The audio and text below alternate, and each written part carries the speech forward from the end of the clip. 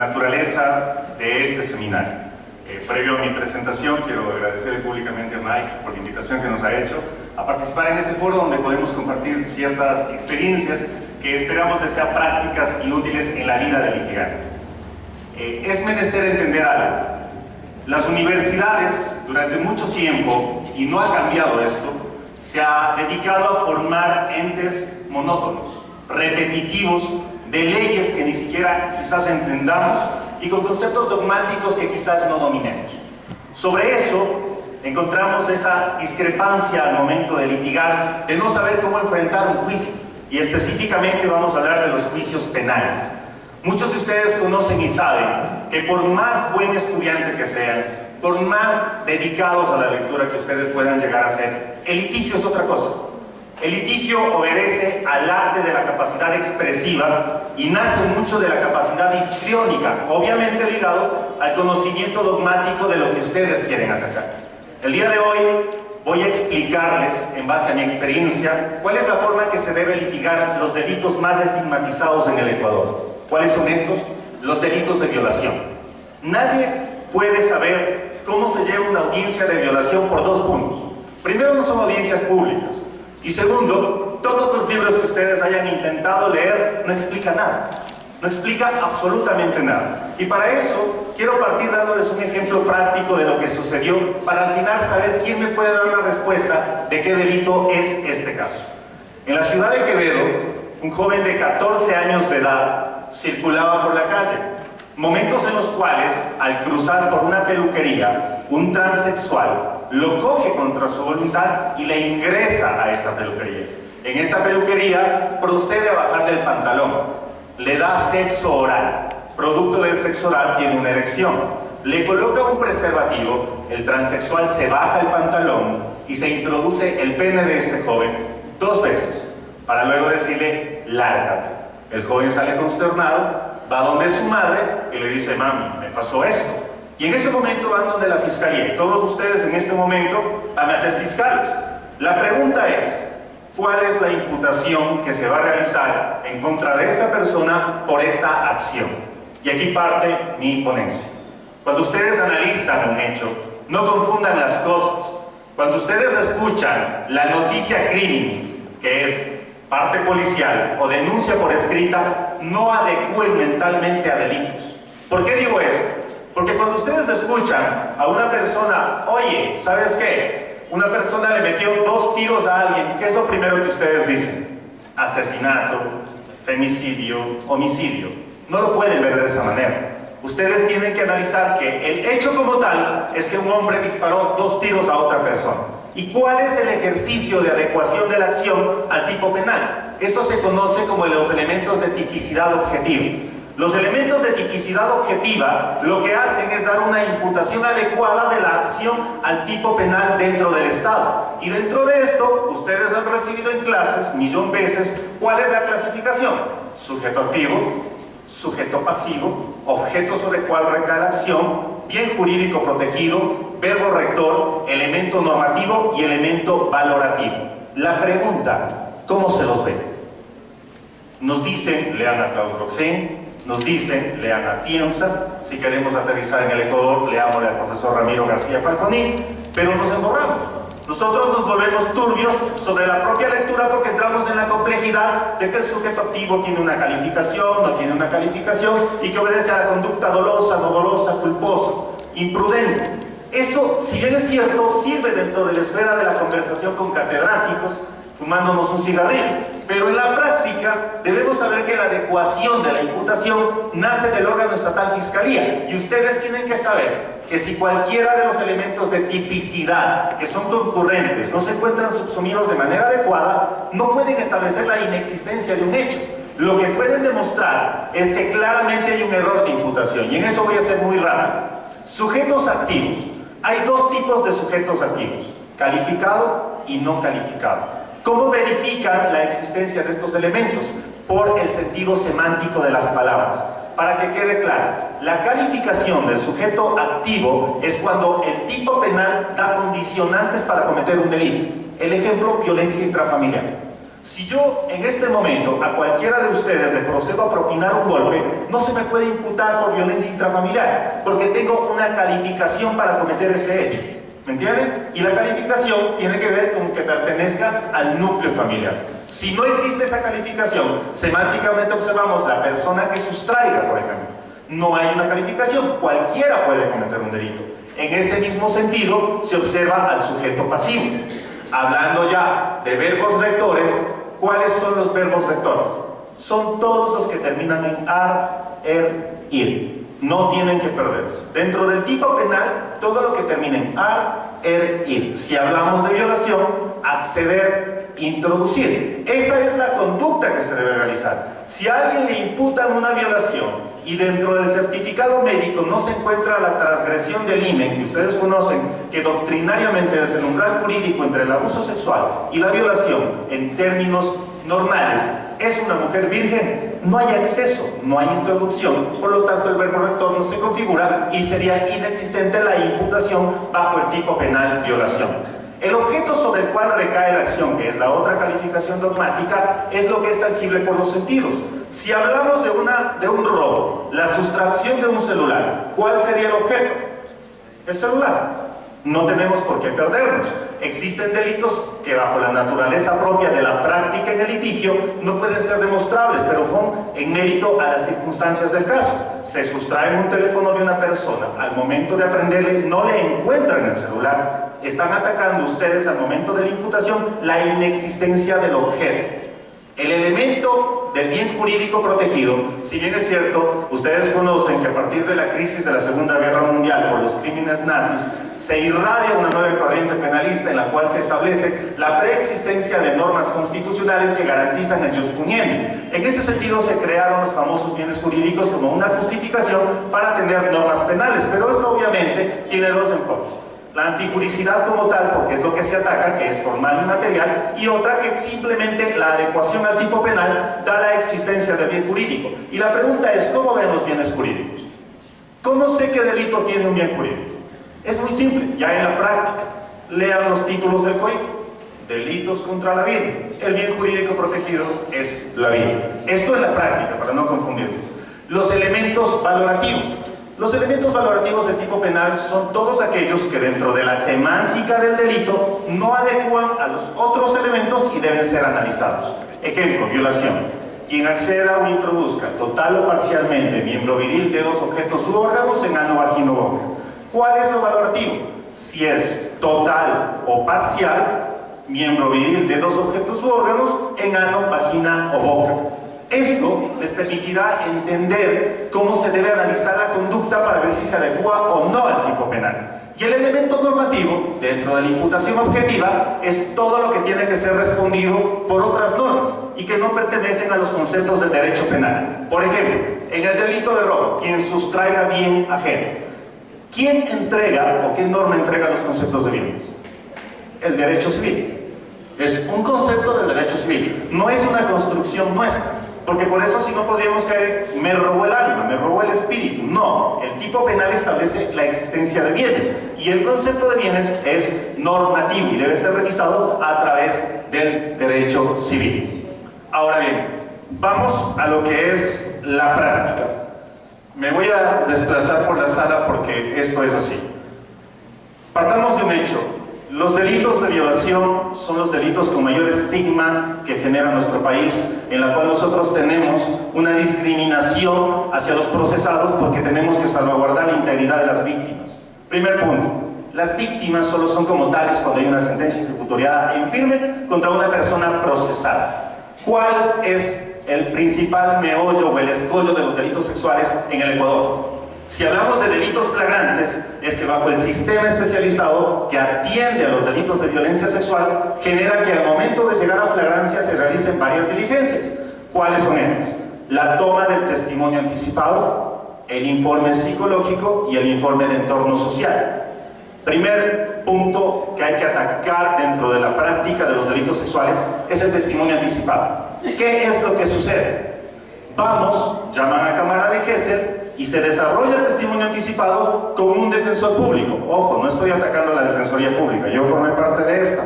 con un defensor público que no tiene contacto alguno con el procesado, que no conoce las circunstancias de los hechos y que por lo tanto no puede ejercer una contradicción idónea dentro del testimonio que está rindiendo la presunta víctima.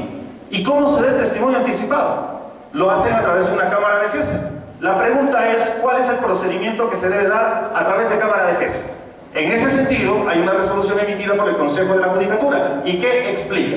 Que tiene que bajar un ingeniero de TICS, que tiene que venir un psicólogo, que tiene que establecer una sola cosa: el rapport de la víctima. ¿Qué es el rapport? Que el estado emocional en el cual se encuentra la víctima le permita responder las preguntas de manera idónea sin que sea revictimizada. Y a alguien de ustedes, si ha estado en una cámara de juicio, ¿qué es lo que suele suceder? Se encuentra fiscal, se encuentra el señor juez y se encuentran los abogados de las partes.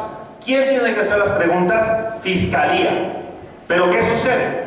Le vemos al psicólogo conversando con la víctima. Cuéntanos, ¿qué te pasó? ¿Cómo te violaron? ¿Qué te metieron?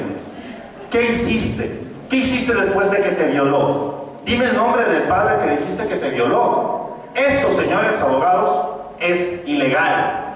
¿Y por qué pasa esa ilegalidad? Porque ustedes no controlan ese hecho. Y ustedes, previo a que se desarrolle la cámara de Gesell, deben decir: señor magistrado, obviamente, al ser este un testimonio de juicio, debe sujetarse a las reglas del debido proceso.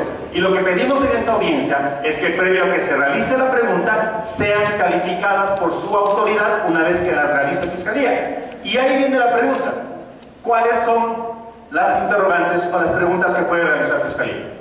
¿Ustedes lo han escuchado? ¿Qué es lo que dicen? Cuéntenos qué fue lo que sucedió.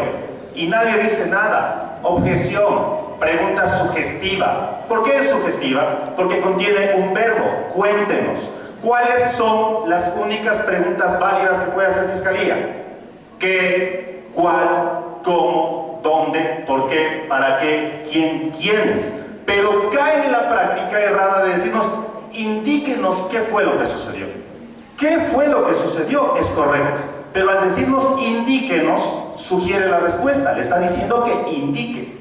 Y ustedes deberán objetar esas preguntas. Y de ahí caen en el problema de la práctica. El juez le dice: argumente. ¿Por qué es sugestiva? Conforme al artículo 502, numeral 14, 15 y 16 del Código Orgánico Integral Penal, las objeciones son técnicas. Y ustedes deberán decirle al señor juez: discúlpeme, señor juez, las objeciones son técnicas, yo no puedo explicar en el argumento cómo Fiscalía debe preguntar. Y ustedes ahí deben realizar el control de lo que tiene que ver al acceso a la información que va a ser extraída por Fiscalía en la Cámara de Jueces. Una vez que ya califica la pregunta de qué fue lo que sucedió, qué es lo que pasa habitualmente si alguien ha estado en un delito sexual, el psicólogo o psicóloga le dice a la víctima: mijita o mijito, vamos a hablar un poco, el día de los hechos, ¿qué te hicieron? Yo no pregunté eso. Y ahí tienen que objetar y decir: objeción, señor juez, usted calificó esta pregunta en ese sentido, y en ese sentido debe ser preguntado. ¿Y qué es lo que responden habitualmente en la práctica? Es que el lenguaje no lo van a entender, es que por la capacidad o por el trauma no pueden preguntarle así. ¡Qué pena! ¡Qué pena! Fiscalía debe saber realizar sus preguntas. Y en el mismo sentido, si son abogados de las víctimas, sepan realizar las preguntas. Y las preguntas deben ser enfocadas ¿hacia qué? Hacia su teoría del caso, su hipótesis. Y su hipótesis debe ser central sobre varios hechos. ¿Cuáles son estos? Día, lugar, hora, hechos intervinientes. El día 1 de enero del 2018 a las 3 de la tarde en las calles Francia y Junín, Juan Pérez procedió a introducir el pene a María la del Valle. Ese es el delito. Que si quieren ponerle millón de adornos alrededor, eso cae en el problema del litigante, que conlleva a que al momento de extraer la información se expongan a la sujeción de las objeciones y quedar mal. Porque quien lo objetan queda mal y se turba en la cabeza y no puede continuar. Ahora, ya la práctica, como les digo, genera que vaya un defensor público y no pregunte absolutamente nada. ¿Y cómo ustedes pueden defenderse de eso? Cuando esa es una de las pruebas centrales con las cuales van a llegar a juicio. Y ahí cabe, dentro del espectro normativo de nuestro país, ¿cuáles son las salvedades que existen? Solo había una: declarar la nulidad a costas del defensor público o del abogado por falta de defensa técnica hacia ese momento procesal. Porque, ojo, con esa grabación van a llegar a la audiencia de juzgamiento. Y ya llegamos a la audiencia de juzgamiento.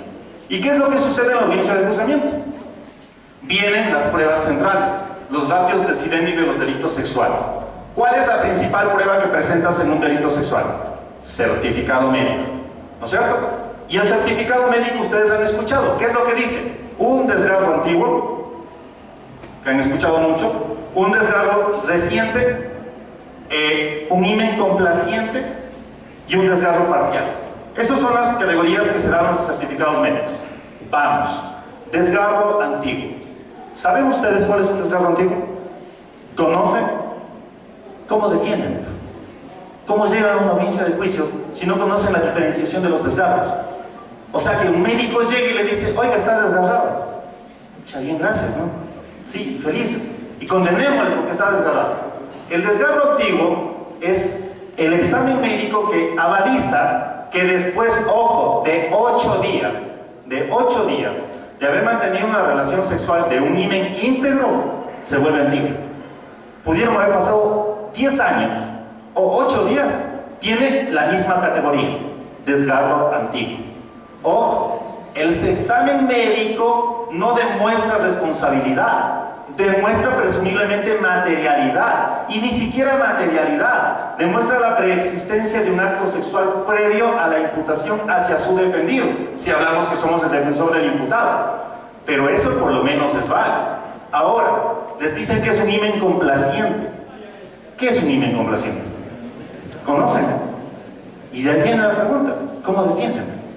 El himen complaciente es que la estructura del himen, que tiene que ver así, labio superior, labio inferior, borde himenial y orificio himenial. Es el espacio entre el orificio himenial y el borde del labio inferior, lo que se conoce como himen, o la virginidad, que ustedes todos anhelan los hombres. Pero es en ese sentido que el himen complaciente es que el himen puede ceder ante la introducción de un objeto contundente. La pregunta es, ¿cómo el médico determina esto? ¿Cómo? ¿Conocen ustedes cómo? La forma, dentro de la metodología de las ciencias de la salud, es que tienen que actuar 2 peritos. Eso lo dicen los presupuestos de ellos, 2 peritos, en la cual tienen que poner en la posición mahometana, que vulgarmente conocen la posición del perrito, abrirle los labios vaginales y con los dedos empujar el himen, y que el himen ceda. Porque caso contrario, la percepción subjetiva de los ojos, ¿cómo puede determinar que el himen es o no es complaciente? Pero si ustedes lo entienden como abogados, el himen al estar íntegro es virgen. Y si es virgen, ¿de qué delito de violación pueden hablar? Ahora, ¿qué es lo que sucede? No les exponen las fotos. Por supuesto, principio de garantizar el tema de la no discriminación y de la no publicidad de estos delitos. Sí, se debe garantizar, pero para la gente externa. Ahora caigamos en un ejemplo de que sí suele pasar esto, y esto pasa, créanme. Un médico va, inexperto, le pone en la posición mahometana, es un himen íntegro y dice, voy a ver si es íntegro. Lo empuja, lo rompe. ¿Creen que va a poner él en el certificado médico? Oiga, yo lo rompí. ¿Creen que va a pasar eso? No. ¿Cómo controlan eso? ¿Cómo controlan? Lo controlan solicitando que se haga el procedimiento, que se adjunten las fotos. Porque tiene que haber una foto previa, durante y después. Porque si no, caso contrario, nos exponemos hacia esto. Ahora ya en la práctica, ¿qué es lo que suele pasar? El médico dice, el día 1 de enero realicé la diligencia, el examen médico, al cual a la valoración médica de la tenor de iniciales ABCD, dentro de las conclusiones pudimos determinar que la misma presenta un himen complaciente, pero fue víctima de una agresión de índole sexual, refiriendo que fue por parte de su tío hermano. ¿Qué le van a preguntar ustedes al señor perito? Primero, señor perito, ¿cuáles son las funciones que usted desempeña dentro de la judicatura? Médico legista. Ahí viene el dilema. Tienen que aprender a preguntar. Las preguntas en el contrainterrogatorio no pueden ser abiertas. Tienen que ser obligadas preguntas cerradas. conducentes hacia lo que ustedes quieren atacar. ¿Qué le preguntamos, señor perito? ¿Es verdad, y contésteme con sí o no, es verdad que la diligencia que usted realiza es una valoración de índole ginecológico, sí o no? ¿Qué va a contestar? Sí. ¿Es verdad que dentro de la valoración que usted realizó, la persona que funge como víctima no encontró desgarros de naturaleza alguna, sí o no? ¿Me entienden? Tienen que preguntar cerrado. ¿O cree que le van a preguntar, señor perito, ¿cree usted que con el himen así no pudo haber sido violada? ¿Creen que les va a contestar? No, pues qué buen abogado, gracias, usted me abrió los ojos. Si usted no me dice eso, yo no me daba cuenta que me equivoqué. Mil disculpas, señores jueces del tribunal. No, sepan controlar eso. Ahora, ya en el delito sexual tenemos la materialidad, la supuesta materialidad. ¿Cuál es la base estructural para demostrar la responsabilidad de un delito sexual? Los informes psicológicos. El informe psicológico y el famoso test de credibilidad. Esas son las pruebas centrales. La valoración psicológica, ¿qué es lo que nos dice? Cuando pasa el perito, ¿cuál fue la diligencia que usted realizó y cuáles son las conclusiones a las que usted llegó?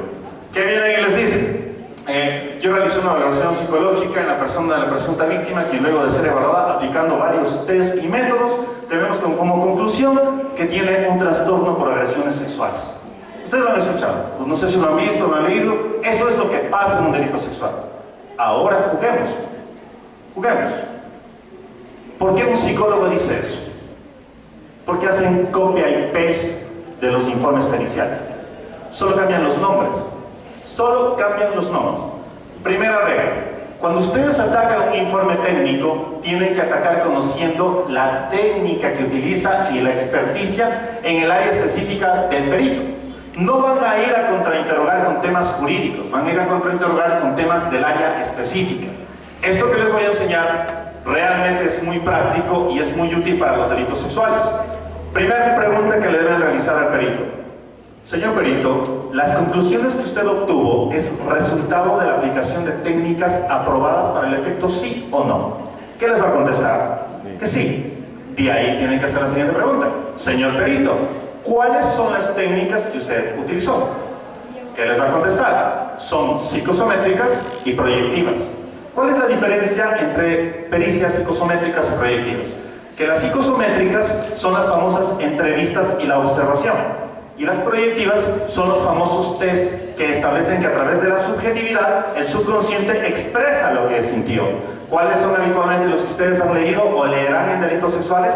El test del hombre bajo la lluvia, el test de Hamilton, el HTP. Son los que habitualmente se usan. Ahora bien, una vez que tienen esto, ¿qué tienen que preguntar? Señor perito, las preguntas que usted realiza en la entrevista, ¿las decide subjetivamente usted cuáles son las que va a realizar? Les va a contestar que no. Les va a decir que hay una batería de preguntas que se realizan. Son 72 preguntas. Vamos. En mérito a estas 72 preguntas que usted le realizó, usted obtiene los resultados de su informe. ¿Esto es verdad? ¿Sí o no? ¿Qué va a contestar? Sí. Señor perito, ¿cuál es la pregunta número 1? La naturaleza humana. No recuerda. Y ahí viene la pregunta: en base a lo que usted no recuerda, ¿estableció sus conclusiones, sí o no? ¿Qué va a decir? Pero es que no es eso. Estoy preguntando que si en base a lo que usted no recuerda, ¿estableció sus conclusiones, sí o no? ¿Qué va a decir? Sí. Ok, señor perito, ¿qué dice la pregunta 2? Y van a hacerle 72 preguntas. Y 72 veces van a escuchar a un perito decir, no sé. ¿Cómo se escucha eso dentro de un testimonio? Hermoso para la defensa. Porque hay dos formas de desacreditar un testimonio: a la credibilidad técnica del profesional en el área que realiza y al resultado como tal. Eso en la observación. Ahora, vamos a los test metodológicos. Dice que aplicó el hombre bajo la lluvia.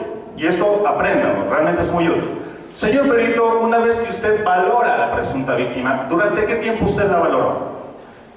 Aproximadamente 45 minutos. Una hora, ¿saben eso? ¿Cuántas entrevistas usted realizó? 3. En la entrevista número 1, ¿qué hizo usted? Abordé para aplicación de los test. Ok, es verdad que dentro de esta entrevista usted tuvo que explicarle a la presunta víctima cuál es el método que usted iba a aplicar. Sí. ¿Qué tiempo usted le explicó eso a la víctima? 5 minutos. Déjeme anotar. 5 minutos. ¿Es verdad que al ser esto una menor de edad usted tiene que pedirle el consentimiento informado a su madre, sí o no? Sí. ¿Es verdad que para obtener el consentimiento informado usted tiene que explicarle a la madre cuáles son los procedimientos a seguir, sí o no? Sí. ¿Qué tiempo le toma explicarle a la madre esto? 10 minutos. Déjeme anotar. 10 minutos. Usted dice que aplicó 3 test proyectivos. ¿Esto es verdad, sí o no? Sí. El primer test que usted dice que aplicó es el HTP. ¿Esto es verdad, sí o no? Sí. Es verdad que para la aplicación de este test usted tiene que entregarle insumos como son hoja, lápiz y borrador, sí o no? Sí. ¿Usted qué tiempo le tomó entregarle los insumos y explicarle cómo funciona el test? 10 minutos. 10 minutos. ¿Durante qué tiempo la víctima le tomó realizar ese dibujo? 10 minutos. Sigan sumando. ¿Cuánto creen que se va a demorar en la aplicación de 3 tests? ¿Saben por qué es esto? Porque no lo hacen. Porque jamás lo hacen. Solo hacen un copy-paste de todo y lamentablemente en base a eso no sentencian. Y ya cuando tengan los resultados del HTP, que es Country Personal o casi persona, que mide los rasgos de evidencias de agresiones sexuales, ¿saben cuántos criterios de valoración tiene este test? Son 35 hojas de criterios de valoración. En ese sentido, ustedes le van a preguntar, señor perito, ¿las conclusiones que usted obtiene en referencia a la aplicación del test HTP obedece a la valoración de criterios netamente aprobados científicamente, sí o no? Sí. Es decir, que no cae en la subjetividad del análisis propio de su persona. No. ¿Cada uno de estos criterios se debe adecuar de acuerdo a criterios de valoración aprobados? Sí. ¿Cuál es el criterio 1? No lo sé. No recuerdo. ¿Qué dimensiones tenía el dibujo? ¿Era grande, alto? Señor perito, ¿no es verdad que dentro de la aplicación del test HTP el criterio de valoración respecto a las dimensiones no es alto? No. Y comienzan, y no saben qué hacer. ¿Y saben qué suele suceder ahí? Que el tribunal les dice, abogado, le recuerdo que el perito puede usar cualquier medio para rendir el testimonio. Sí, pero que lo haga el fiscal. Yo no le voy a enseñar a preguntar. ¿No les parece? Yo no le voy a dar corrigiendo. Obviamente tiene el redirecto para corregir eso. Pero ¿cuál es el dilema? Que como son egoístas con el conocimiento, ¿cuándo ustedes en la vida han visto apuntado un informe psicológico a un informe médico realizado? Nunca, porque los test psicológicos son caros. Y si en algún momento ellos quieren sacar el informe y decir, aquí está, disculpe, no está incorporado al proceso. Y ahí les pregunto, ¿puede usar un perito información que no está incorporada al proceso? En lo absoluto. Le van a sacar la madre durante 4 horas diciéndole que no sabe. Y van a pedir al final incluso que se le mande oficial para que le quiten la credencial de perito. Porque caso contrario, ¿dónde cae la lógica? O sea, que viene un perito y nos dice, así es, y nosotros debemos creerle. No lo podemos creer. Y el otro escollo de los delitos sexuales, ¿cuál resulta ser? El testimonio anticipado. Perdón, me estoy saltando. El test de credibilidad. Primero, no existe test de credibilidad. Es un método. Es un error de término. Utilizan el SBA o ESPA, que lo conocen, que se desarrolló en Chicago en 1980 y que tiene una adaptación en Argentina en 1982. ¿Qué sucede con el test de credibilidad? Tiene 19 criterios de valoración específicos. Son 19 criterios específicos. Pero vamos a partir de un hecho. No es un test, es un método. Es un método. ¿Qué le van a preguntar al perito que realizó esta diligencia? ¿Usted aplicó un método para determinar la credibilidad del testimonio, sí o no? ¿Qué va a decir? Sí. ¿Es verdad que este método no es 100% asertivo respecto a la verificación de la información obtenida a través de este? Bueno, como todos los métodos, ningún método es exacto. Contésteme. ¿Es verdad que este método no tiene el grado de asertividad 100% efectivo para determinar la credibilidad del manifestado, sí o no? No. Si le damos una escala de 0 a 100 en base a usted, su conocimiento de perito técnico, experto, ¿cuál es el grado de asertividad? Un 60%. Notamos, un 60%. Luego ya en la práctica, con los 19 criterios, ¿qué es lo que suele suceder? El testimonio de la víctima es creíble. Oigan, ustedes escuchan creíble y dicen, así ha de ser. Pero resulta que el test o método tiene 4 escalas de valoración. No creíble, poco creíble, creíble y muy creíble. Si le da la escala 0-100, estamos hablando que el creíble se encuentra en el rango de 50-75. 50-75. ¿Qué le van a preguntar? Señor perito, en relación a la aplicación de los criterios de valoración que usted obtuvo en escala 0-100, la conclusión creíble se encuentra dentro del rango 50-75, ¿sí o no? ¿Qué tiene que contestar? Que sí. Esto en concatenación directa a que el propio test tiene un ejercicio de aceptación del 60%. ¿Me entienden? Empezamos a desacreditarlo y luego volvemos al juego anterior. Si usted dice que tiene 19 criterios de valoración, la obtención de los resultados obedece a la aplicación de este método, ¿verdad que sí? Sí. ¿Cuál es el criterio 1? Y resulta que el criterio 1 es tiempos. ¿Qué tiene que ver el tiempo con la credibilidad del testimonio? ¿Me entienden? Este juego es a través de la práctica y de la inteligenciación propia de lo que tienen que preguntar. De ahí viene el gran dilema de los delitos sexuales, el testimonio anticipado. Dos formas. Primero, existe la transcripción del acta del testimonio anticipado, que obviamente por mandato legal, dice el Código Orgánico Integral Penal, debe ser leído, y sobre eso no hay como objetar absolutamente nada. Pero, ¿qué sucede? Y no sé si lo han visto en la práctica. Traen el disco del testimonio anticipado y va el fiscal y dice, reproduzca ese disco. Y nadie dice nada. El Código Orgánico Integral Penal establece que para los medios telemáticos, videos, deben ser previamente acreditados para ser reproducidos. La pregunta de los delitos sexuales y testimonios anticipados de violación es ¿cómo se acredita? ¿Qué nos trae? Al ingeniero de TICS. El ingeniero de TICS que trabaja en el Consejo de la Judicatura, que grabó el disco, supuestamente es la persona que acredita. Primera pregunta que le van a hacer. Señor ingeniero, ¿es verdad que usted en esta causa no está actuando como perito, sí o no? No soy perito. Señor ingeniero, ¿es verdad que dentro de esta causa usted no ha realizado ninguna diligencia por designación de fiscalía dentro de la investigación, sí o no? Bueno, no, a mí me llamó el Consejo de la Judicatura. ¿Es verdad que lo único que usted hace es la transcripción de la información retenida dentro de un disco de almacenamiento hacia un disco portátil, sí o no? Sí. ¿Es verdad que usted no puede garantizar que el contenido de ese disco posterior a la entrega a la señora secretaria haya sido modificado, sí o no? No. ¿Está acreditado? No puede estar acreditado. Luego de eso, como ya no pueden sacarlo por ahí, nos lo traen al psicólogo o psicóloga que acompañó en cámara de queso. Pero ojo, tampoco es un peritaje, solo hace un acompañamiento.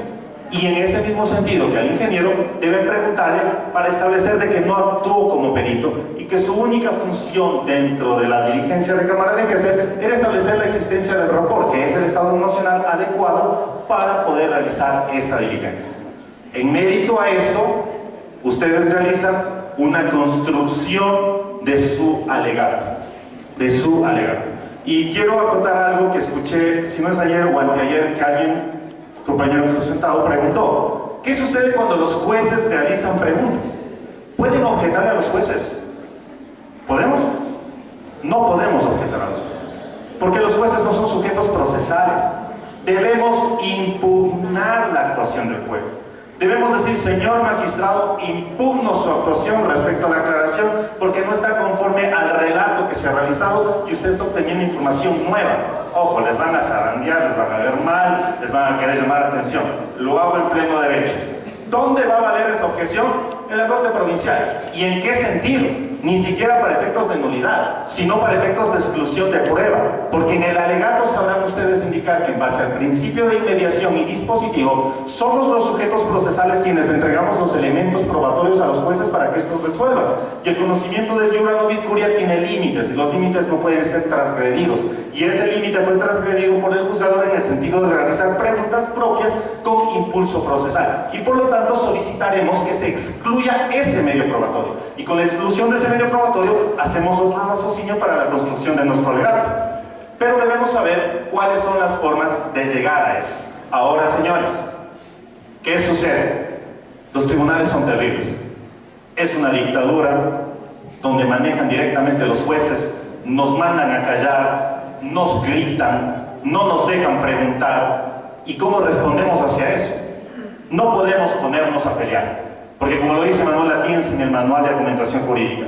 El derecho no es la ley, el derecho no es la jurisprudencia, el derecho no es la doctrina, el derecho es lo que puedes decir, porque al final del camino eso es lo que vale.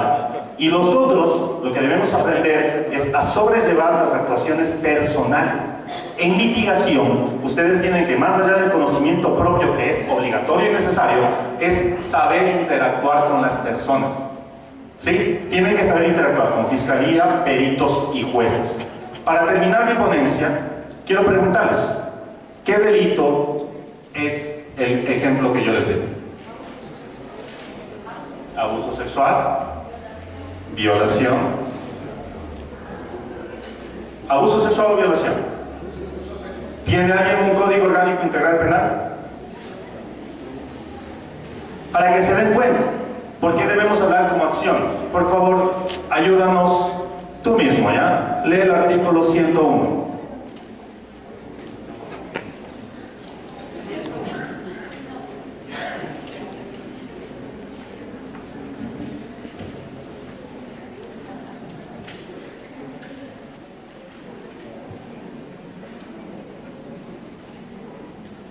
Artículo 101.